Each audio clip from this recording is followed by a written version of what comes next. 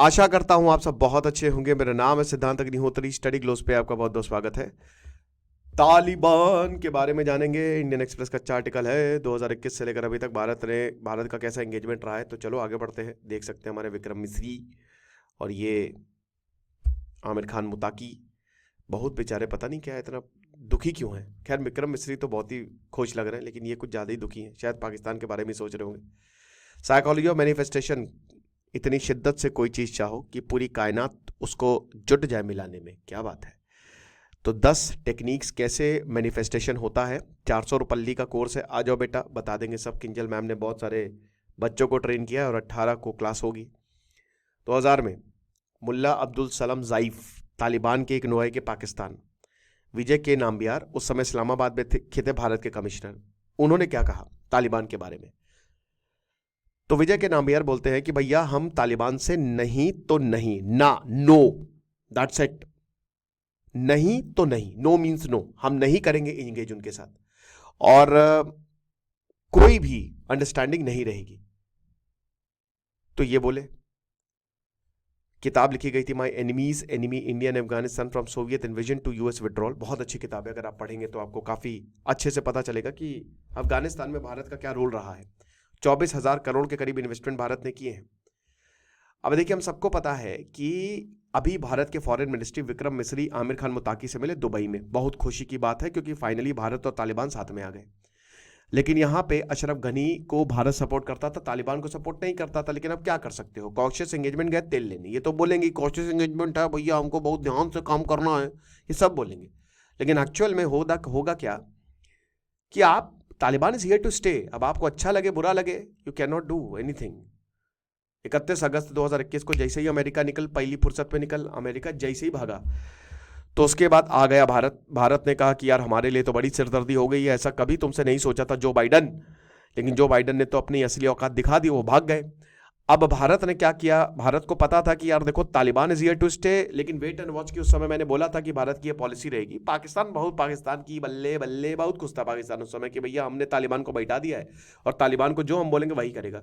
आज तालिबान भगा भगा के मार रहा है पाकिस्तान को। अबे तालिबान ने पहले ही सोचा था कि बस तुम्हारा कंधा चाहिए हमको, समझ रहे हो, सिर्फ कंधा चाहिए, और एक बार कंधा मिल गया तो इसी कंधे को तोड़ेंगे हम, कायदे से तोड़ेंगे, और कंधे के अलावा बहुत सारी चीजों को तोड़ेंगे। तो अब तालिबान तोड़ रहा है और भारत के लिए एक अच्छी अपॉर्चुनिटी है।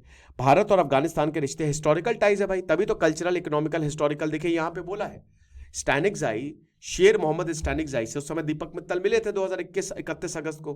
तो स्टैनिक्साई ने बोला था कि सर क्या कर रहे हैं, हमारे कल्चरल इकोनॉमिक पॉलिटिकल और ट्रेड टाइज है यार, हम करते हैं, आइए ना साथ में। लेकिन भारत ने बोला बेटा तुम आतंकवादी हो, तुम्हारे ऊपर इनाम है, भले ही तुम। स्टैनिक्साई बता दो कि भारत सही पढ़े थे, इंडियन मिलिट्री एकेडमी से इनको ट्रेन करके भेजा गया था। लेकिन अब foreign minister deputy foreign minister थे, लेकिन इस बार फॉरेन मिनिस्टर मैंने है। तो फॉरेन मिनिस्टर जब दोहा मीटिंग हुई तो उस समय फॉरेन सेक्रेटरी हर्षवर्धन सिंगला ने कहा कि इंगेजमेंट कुछ हुआ नहीं, इट हैज बीन लिमिटेड। और तालिबान ने ये बोला है कि देखिए हम जो भी भारत के कंसर्न है, भारत का कंसर्न क्या था कि सारे आतंकी यहां पे आएंगे। और ये हमने देखा 1996 से लेकर 2001 तक कि पाकिस्तान ने तालिबान, क्या पूरी दुनिया ने तालिबान में जहां पे भी आतंकवादी थे सबने तालिबान को तगड़े से यूज किया।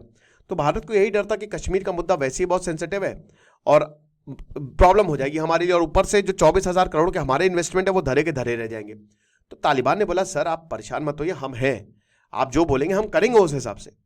अब उसके बाद तालिबान ने अपनी कैबिनेट को अनाउंस किया। भाई फिर भारत का और दिमाग खराब हो गया, अमेरिका का भी दिमाग खराब हो गया। तालिबान उस समय डोनाल्ड ट्रंप से बोल के आया था कि अरे सुनिए सर, आप जो बोलेंगे औरतों को हम बहुत ऊपर बैठा देंगे, सर पे बैठा देंगे। लेकिन ऐसा हुआ नहीं, माइनॉरिटीज को पकड़ पकड़ कर मारा जाने लगा। वुमेन की आप लॉस देख ही रहे हो, लेकिन अब आप कर भी क्या सकते हो। तो भारत ने बोला कि भाई ये तो इंक्लूसिव डिस्पेंसेशन है, आप तो माइनॉरिटीज से लेकर औरतों जो आपके साथ नहीं खड़ा है, और आप अपनी आइडियोलॉजी वही 1996 की तरह दोबारा से थोप रहे हो, तो ऐसा तो चलेगा नहीं। क्या बात कर रहे हैं सर। अब सिचुएशन जो है वो डायरेक्ट कंसर्न थी भारत के लिए, न्यू दिल्ली ने कहा। फिर क्या हुआ कि जो जनरल फैज हमीद है, आईएसआई चीफ है, वो काबुल गए। अब उस समय अभी तो इनके ऊपर भी जांच बैठ गई है फैज हमीद के ऊपर, लेकिन इन्होंने कहा कि हमारे हिसाब से तुम्हारी सरकार बनेगी। भारत का और दिमाग खराब हो गया कि हक्कानी बनाएंगे सरकार और हम क्या करेंगे, ताली बजाएंगे, थाली बजाएंगे। सितंबर में भारत ने तालिबान को बोला कि भाई देखिए जो भी है पावर और अथॉरिटी अफगानिस्तान में, आप समझ क्यों नहीं रहे हैं? क्योंकि पाकिस्तान आपको गड़बड़ कर रहा है और पाकिस्तान ने अपनी सरकार बनवाई, अपने हिसाब से सरकार बनवाई। फिर उसके बाद देखिए, बातों से चीजें चलती नहीं है। पाकिस्तान के खुद के हालात खराब थे, तो अफगानिस्तान में दिक्कतें होने लगी, चावल गेहूं की दिक्कत होने लगी, गरीबी छाने लगी। पैसा जो था सारा का सारा अमेरिका में था, अमेरिका ने देने से मना कर दिया। अमेरिका ने बल्कि 9/11 के तालिबान का पैसा, मतलब अफगानिस्तान का पैसा, उन्होंने 9/11 के जो विक्टिम्स उनको दे दिया। इस पर भी काफी ज्यादा हो हल्ला मचा।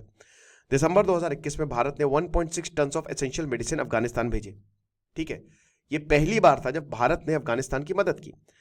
उस समय था कि शायद पॉलिटिकल कॉल लिया जाएगा और हो सकता है कि अब भारत तालिबान से संतुष्ट हो जाए। संतुष्ट मतलब वही बता रहा है कि चारा नहीं है आपके पास।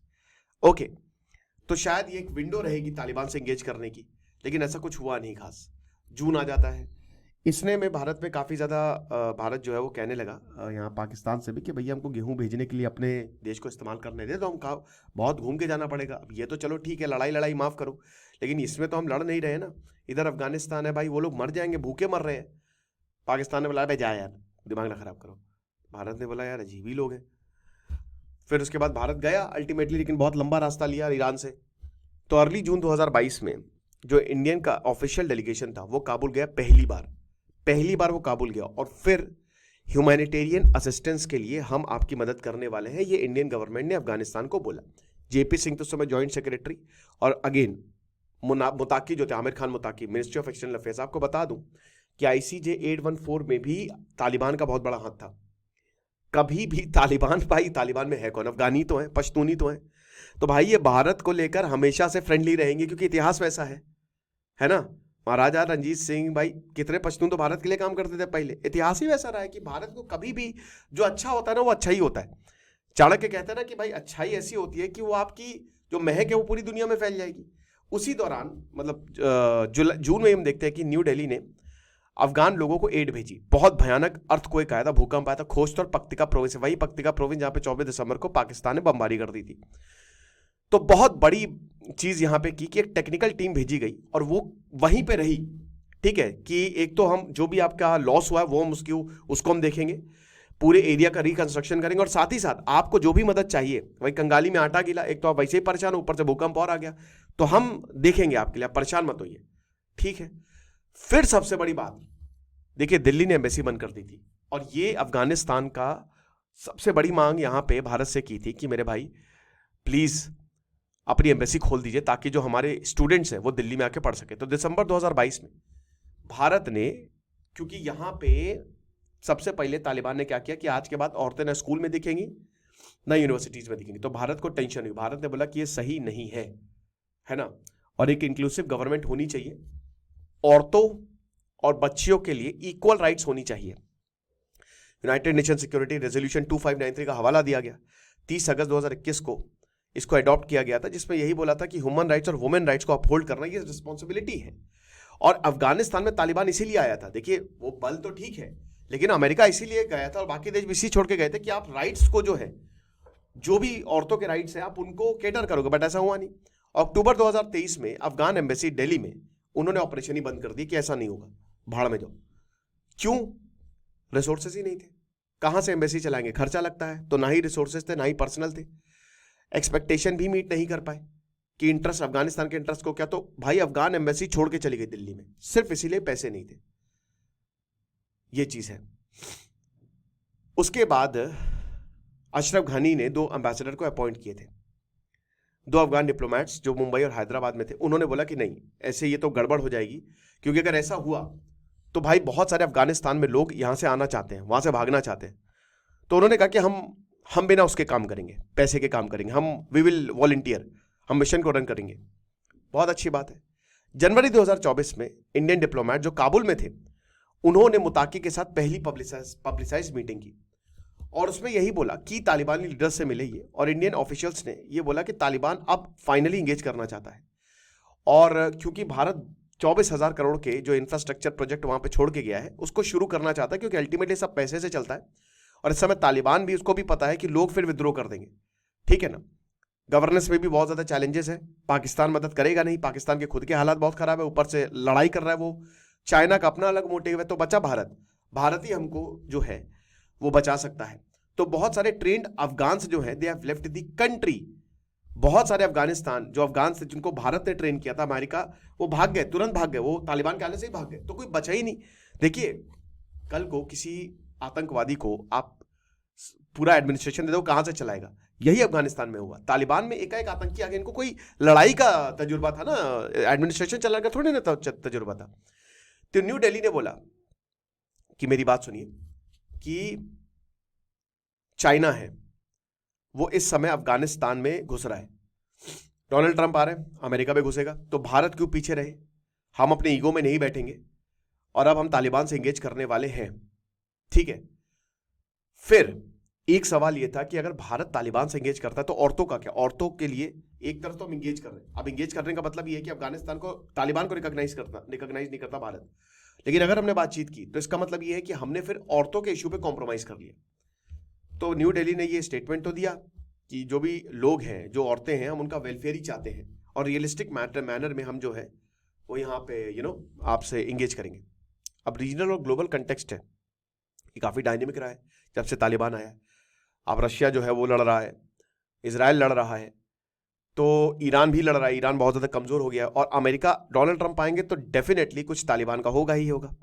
तालिबान का जो बेनिफैक्टर मेन जो भाई सबसे इंपॉर्टेंट, पाकिस्तान और तालिबान, अब तालिबान और पाकिस्तान एक दूसरे के दुश्मन हो गए, तो चीजें पिछले 3 सालों में एकदम बदल चुकी हैं, आप समझ रहे हो। और ये सही, क्योंकि टीटीपी, पाकिस्तान ने सीधा जंग छेड़ दिया और तालिबान ने भी जंग छेड़ दिया पाकिस्तान के खिलाफ, और ये रिलेशन अब कभी नहीं सुधरने वाले, क्योंकि जब तक टीटीपी नहीं जाएगा तब तक पाकिस्तान रुकेगा नहीं, और टीटीपी नहीं जाएगा क्योंकि तालिबान तो कही रहे, पर तालिबान को पाकिस्तान का खैबर पख्तूनख्वा चाहिए, ये चीज। उसके बाद फिर वही अफगान रिफ्यूजीज को भेजा, ऐसा मैंने ऑलरेडी कवर किया हुआ है। लेकिन भारत वही है कि वेट एंड वॉच की पॉलिसी पे था। अब वही भारत ने फिर बोला कि भाई बहुत हो गया, कि हम अपने इन्वेस्टमेंट को खो नहीं सकते, हमारे लिए स्ट्रैटेजिक भी बहुत ज्यादा इंपॉर्टेंट है अफगानिस्तान, तो यही है कि अब हम तालिबान से एंगेज करें। लेकिन भारत का कोर कंसर्न वही है सिक्योरिटी का, कि भाई एंटी इंडियन टेररिस्ट ग्रुप जो है वहां पे they are allowed to operate from Afghan territory. तो ये भारत ने बोला कि ये आप नहीं करेंगे, आप हमसे वादा करिए। क्योंकि पिछली बार क्या हुआ था कि बहुत सारे जो मुजाहिदीन थे वो भारत के खिलाफ काम कर रहे थे, तो आप हमसे वादा करते हैं। आमिर खान मुताबिक ने बोला, अरे आप चिंता मत करिए सर, हम हैं आपके साथ, अब ऐसा कुछ नहीं होगा। और भाई मेडिकल हो गया, फूड हो गया, ये सब अफगानिस्तान को भारत ने दिया है। फिर क्रिकेट टाइज, क्रिकेट को लेकर भी बहुत बढ़िया है। मिस्री मुताकी ने बोला, आमिर खान मुताकी ने, कि प्लीज़ आप जो अफगान के बिजनेसमैन है, पेशेंट्स, स्टूडेंट्स को वीज़ा आप देना शुरू कर दिए। तो ये कॉम्प्लिकेटेड है, क्योंकि वही बता रहा है कि तालिबान को तो रिकॉग्नाइज करता नहीं है, सिक्योरिटी थ्रेट परसेप्शन भी, और भी फंक्शनल वीज़ा सेक्शन ही नहीं है, लेकिन फिर भी चीज़ें होंगी। 34 प्रोविंसेस में न्यू दिल्ली के, मतलब भारत के प्रोजेक्ट रुके हुए हैं, तो एक इंपॉर्टेंट कमिटमेंट है। कुछ बड़ा होगा, डेफिनेटली कुछ बहुत बड़ा होगा जब ये दोनों साथ में आएंगे, देखेंगे। Thank you so much.